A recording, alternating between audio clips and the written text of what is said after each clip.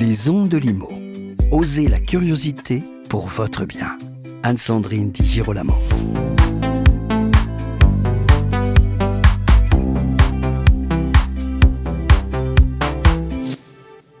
Comment évoluent en ce moment les conditions de financement pour les professionnels ? Quelles sont les exigences des banques ? Quelles sont les meilleures stratégies pour décrocher un prêt pour son activité professionnelle ?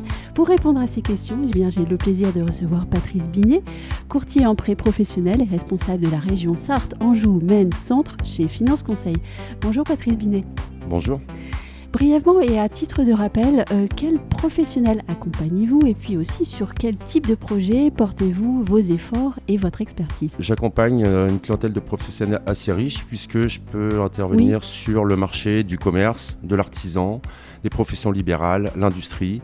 Donc on est en mesure de répondre à toute demande. Sur le marché agricole également, par exemple, on peut avoir quelques sollicitations.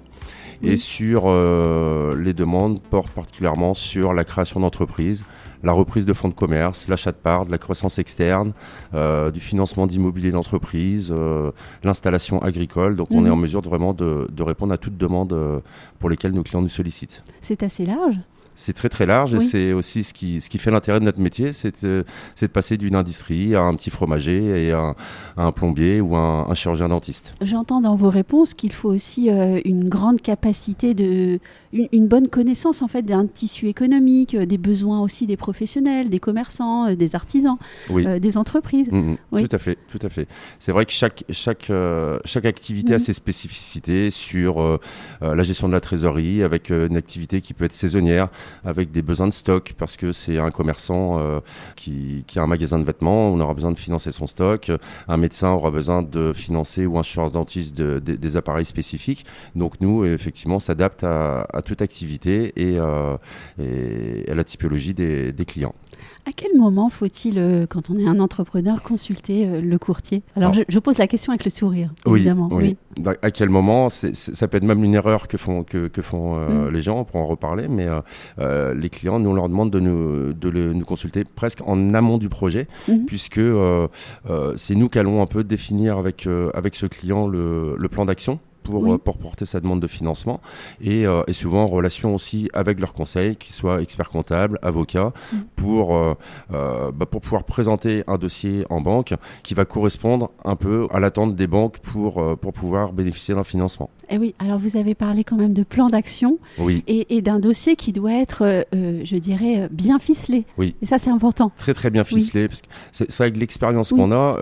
Moi, je suis un ancien banquier. J'ai travaillé 13 ans en banque. Donc, et ça fait 15 ans que je suis dans le courtage. Et cette expérience nous permet aujourd'hui d'anticiper ce qui ne va pas aller dans un dossier. Et l'idée, c'est que si on dépose un dossier en banque, c'est qu'on a déjà travaillé sur peut-être les difficultés qu'on aurait à avoir un accord de financement. Ça peut être par exemple un manque d'apport. Un manque d'apport, on va voir de quelle manière est-ce qu'on peut étayer ce manque d'apport. Des besoins de financement qui soient vraiment bien définis. C'est-à-dire on dépose un dossier en banque, on a un accord de financement. Il ne faut pas que le client dise non, j'ai oublié de demander de financer une machine ou de la trésorerie. Donc on est vraiment dans cette anticipation-là pour que au moment du dénouement du dossier, que tout ait été prévu. Quelles sont les choses à absolument ne pas faire ? Ce qu'on demande aux clients d'éviter de faire, c'est déjà d'aller voir les banques avant de nous consulter, puisque on n'a qu'une chance de bien présenter un dossier une première fois, donc on n'en a pas deux. Et le problème, c'est que le client, s'il va avec en banque avec un prévisionnel qui est peut-être mal calibré par rapport à l'attente des banques, c'est un peu trop tard pour le banquier, il aura ce prévisionnel en tête et c'est un peu compliqué de représenter le dossier à cette banque avec un nouveau prévisionnel qu'on aura réhabillé, mais de manière un peu trop tardive. Vous êtes en train de me dire que l'aspect psychologique des choses est important aussi ? L'aspect psychologique est important et je crois aussi c'est le choix de l'interlocuteur qu'on va rencontrer. Nous, la chance que l'on a, c'est que notre volume d'activité nous permet de travailler avec toutes les banques et on a des liens vraiment privilégiés avec nos interlocuteurs bancaires. Donc on connaît leurs attentes, on a des discussions qui sont assez claires et transparentes avec elles. Donc ça nous permet aussi d'influer positivement sur la bonne fin du dossier. Alors, je ne sais pas s'il est possible de généraliser, mais est-ce qu'on pourrait parler des conditions de financement des professionnels en ce moment ? Alors les conditions de financement, on a connu une très forte hausse de taux dans les 2 dernières années. Oui. Donc là, on arrive sur des taux qu'on peut juger maintenant des taux de marché qui sont acceptables. Donc, mais notre force, c'est de mettre en concurrence la banque pour pouvoir vraiment optimiser les conditions qu'on va pouvoir obtenir, puisque nous, on peut recevoir une proposition par jour d'une banque. Donc, on maîtrise parfaitement les conditions qu'on peut obtenir au niveau de nos dossiers présentés. Donc c'est vraiment notre force, puisque le banquier sait très bien que nous, on a une parfaite connaissance du marché. Donc si ces conditions sont décorrélées, on va pouvoir lui dire, et on sait que sur quel point on va pouvoir appuyer pour optimiser les conditions de financement. Est-ce que vous travaillez concomitamment donc avec bien sûr l'expert comptable, l'avocat, le courtier, le banquier comment est-ce que tout cela se met en musique ? Nous, on devient vraiment l'interlocuteur privilégié de tout l'environnement autour du financement.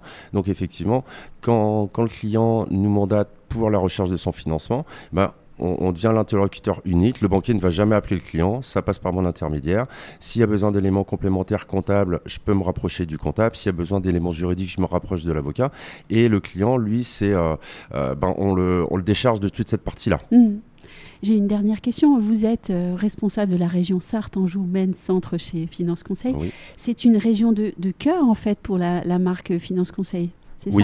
Tout à fait, puisque le Finance Conseil a été créé en 2006 par Yoann Bouldé à Angers. Donc nous, nos bureaux sont au siège social de l'entreprise Finance Conseil et aujourd'hui Finance Conseil c'est plus de 80 agences sur toute la France. Donc nous c'est vrai qu'on a cette chance-là d'être au siège, d'avoir une antériorité, ce qui nous permet d'avoir aussi une reconnaissance sur notre activité et aussi du coup d'être peut-être plus sollicité en direct que d'autres régions qui démarrent l'aventure Finance Conseil. Combien de dossiers approximativement sont-ils gérés au siège ? Donc au siège, au siège et sur la région. Je dirais que sur notre région, aujourd'hui, on a entre 250 et 300 dossiers professionnels et on a une vingtaine de collaborateurs. Donc, c'est la moitié de notre effectif qui traite des sujets de dossiers professionnels. Merci beaucoup, Patrice Binet, de vos réponses. Merci beaucoup, Anne-Sandrine. Et à vous toutes et tous qui nous écoutez, bien un grand merci pour Mémoire. Vous pouvez nous écouter sur toutes les plateformes. Je vous remercie vivement pour vos commentaires et vos partages et je vous dis à très bientôt. Retrouvez les Ondes de Limo sur ondedelimo.com, les réseaux sociaux et la newsletter.